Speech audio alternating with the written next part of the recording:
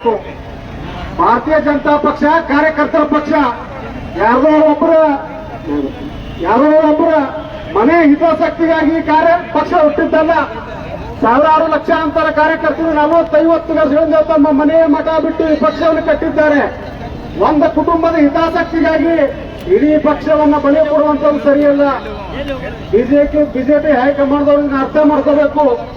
ಯತ್ನಾಳವರು ಈ ರಾಜ್ಯದ ಒಂದು ಬೃಹತ್ ಶಕ್ತಿ, ಪ್ರತಿಯೊಂದು ಹಿಂದೂಗಳ ಮನಸ್ಸಿನಲ್ಲಿದ್ದಾರೆ. ಇದನ್ನ ಅರ್ಥ ಮಾಡಿಕೊಳ್ಳದೆ ಇದ್ರೆ ಪಕ್ಷಕ್ಕೆ ಅಪಾರವಾದಂತಹ ಹಾನಿ ಆಗ್ತದೆ. ದಯವಿಟ್ಟು ಅದಕ್ಕೆ ಗಾಡಿ ಮಾಡಿಕೊಡ್ಬೇಕು. ಎಲ್ಲೋ ಎಮರ್ಜೆನ್ಸಿ ಇಲ್ಲೇ ಆರ್ಸಕ್ಕೆ ಬಂದಾಗ ಆರ್ಸಕ್ಕೆ ಅವಕಾಶ ಮಾಡಿಕೊಡ್ರಿ. ಯಾಕಂದ್ರೆ ರೋಡ್ ಹಾಳಾಗ್ತದ, ಎಲ್ಲರಿಗೂ ಸೆಕೆ ಆಗ್ತದ ಸುತ್ತಮುತ್ತ ಅಲ್ಲೇ ಕಾವಿಗೆ. ಅದನ್ನ ದಯವಿಟ್ಟು ಆರ್ಸಲಿಕ್ಕೆ ಅವಕಾಶ ಮಾಡಿಕೊಡ್ರಿ ಅಂತ ಹೇಳಿ ಮನವಿ ಮಾಡ್ಕೊತೀವಿ. ಸಹಕಾರ ಕೊಡ್ರಿ. ಇವತ್ತು ಬಸವನಗೌಡ ಪಾಟೀಲ್ ಯತ್ನಾಳ್ ಅಷ್ಟೇ ಅಲ್ಲ, ರಾಜ್ಯದಲ್ಲಿ ಹಿಂದುತ್ವದ ಬಗ್ಗೆ ಮಾತನಾಡುತ್ತಿರುವಂತಹ ಅನೇಕ ನಾಯಕರನ್ನ ತುಳಿತಾ ಇದ್ದಾರೆ. ಅನೇಕ ನಾಯಕರನ್ನ ಮೂಲೆ ಗುಂಪು ಮಾಡ್ತಾ ಇದ್ದಾರೆ. ಇದು ಯಾವ ಪಿತೂರಿಂದ ನಡೀತದೆ ಎನ್ನುವಂಥದ್ದು ರಾಜ್ಯದ ಜನ ಮನಗಾಣಬೇಕು. ಕೇವಲ ಬಸವನಗೌಡ ಪಾಟೀಲ್ ಒಬ್ಬರೇ ಅಲ್ಲ, ಹಿಂದುತ್ವದ ಪರವಾಗಿ ಮಾತಾಡುತ್ತಿರುವಂತ ಅನಂತ್ ಕುಮಾರ್ ಹೆಗಡೆ ಅವರಿಗೆ ಟಿಕೆಟ್ ತಪ್ಪಿಸಿ ಅಲ್ಲಿ ಅವರಿಗೆ ಸುಮ್ಮನೆ ಕೊಡಿಸೋರು.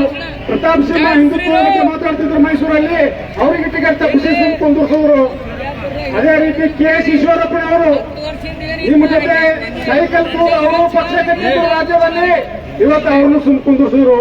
40 ವರ್ಷಗಳಿಂದ ಯಡಿಯೂರಪ್ಪನವ್ರ ಜೊತೆ ಸೈಕಲ್ ಕೂಡು ನಮ್ಮ ಯತ್ನಾಳ್ ಪಕ್ಷವನ್ನು ಕಟ್ಟಿದ್ದಾರೆ. ಅವ್ರನ್ನು ಸುಮ್ ಕುಂದಿರುವಂತಹ ವ್ಯವಸ್ಥೆ ಆಗ್ತಾ ಇದೆ. ಇದು ಆದ್ರೆ ಪಕ್ಷಕ್ಕೆ ನಷ್ಟ ಆಗುತ್ತೆ. ಮತ್ತೆ ನೀವು ಕಾಂಗ್ರೆಸ್ ಪಕ್ಷಕ್ಕೆ ಅನುಕೂಲ ಮಾಡಿಕೊಡ್ತೀರಿ. ಇವತ್ತು ಬಸವನಗೌಡ ಯತ್ನಾಳ್ ಅವರು ಇವತ್ತು ಬಿಜಾಪುರ ಶಾಸಕರಾಗಿದ್ದಕ್ಕೆ ಬಿಜಾಪುರ ಶಾಂತವಾಗಿದೆ. ಅವರು ಉಪಕಾರವನ್ನು ಗೊತ್ತದ. ಇವತ್ತು ಮುಂದಿನ ನೇತೃತ್ವದಲ್ಲಿ ಬಸವನಗೌಡ ಪಾಟೀಲ್ ಯತ್ನಾಳ್ ಅವರು ರಾಜ್ಯದ ಚುಕ್ಕಾಣಿ ಹಿಡಿದ್ರೆ ಮಾತ್ರ ಹಿಂದೂಗಳ ಹಿತ ಕಾಯಕ್ಕೆ ಸಾಧ್ಯತೆ ಐತಿ. ಇಲ್ಲಪ್ಪ ಅಂತಂದ್ರೆ ದೇಶ ವಿದ್ರೋಹಿಗಳು ಬಾಂಬ್ ಹಾಕೋರೆಲ್ಲ ಎದ್ದು ಕುಂದಿರ್ತಾರ, ರೋಡ್ಗೆಲ್ಲ ಸಮಸ್ಯೆ ಮಾಡಿಕೊಂಡಿರ್ತಾರ. ಬಸವನಗೌಡ ಪಾಟೀಲ್ ಅವರು ಮತ್ತೆ ಬಿಜೆಪಿಗೆ ಬರ್ಬೇಕನ್ನೋದು ನಮ್ಮೆಲ್ಲರ ಆಸೆ. ಬಿಜೆಪಿಗೆ ಅವ್ರು ಬಂದ್ರೆ ಮಾತ್ರ ಕರ್ನಾಟಕದಲ್ಲಿ ಭಾರತೀಯ ಜನತಾ ಪಕ್ಷದ ಸರ್ಕಾರ ಮತ್ತೆ ಆಡಳಿತದಲ್ಲಿ ಬರ್ಲಿಕ್ಕೆ ಸಾಧ್ಯತೆ ಇದೆ. ಮಾಡಿರುವಂತಹ ತಪ್ಪು ನಿರ್ಣಯವನ್ನ ಶೀಘ್ರವಾಗಿ ವಾಪಸ್ ತಗೊಂಡ್ಬಿಟ್ಟು ಬಸವನಗೌಡ ಪಾಟೀಲ್ ಯತ್ನಾಳ್ ಅವರಿಗೆ ಸೂಕ್ತವಾದಂತಹ ಸ್ಥಾನಮಾನ ಮರ್ಯಾದೆ ಕೊಡಲೇಬೇಕು ಅಂತ ಹೇಳ್ಬಿಟ್ಟು ಇಡೀ ಸಮಸ್ತ ಕರ್ನಾಟಕದ ಹಿಂದೂಗಳ ಪರವಾಗಿ ಮತ್ತು ಸಮಸ್ತ ಕರ್ನಾಟಕದ ಭಾರತೀಯ ಜನತಾ ಪಕ್ಷದ ಕಾರ್ಯಕರ್ತರ ಪರವಾಗಿ ನಾನು ಭಾರತೀಯ ಜನತಾ ಪಕ್ಷದ ಹೈಕಮಾಂಡ್ಗೆ ಆಗ್ರಹ ಮಾಡ್ತೀನಿ. ನಾವೆಲ್ಲರೂ ಬಸವನಗೌಡ ಪಾಟೀಲ್ ಅವರಿಗೆ ಶಕ್ತಿಯಾಗಿ ನಿಲ್ಲಬೇಕು.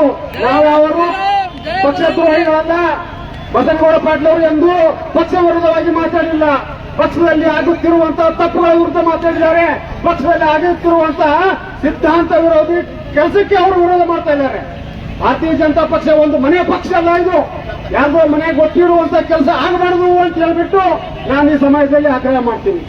ಇಷ್ಟೊಂದು ಅಪಾರ ಸಂಖ್ಯೆಯಲ್ಲಿ ನೀವೆಲ್ಲ ಸೇರಿದ್ದೀರಿ. ಇದು ಅವರಿಗೆ ಶಕ್ತಿ ಕೊಡ್ತದ.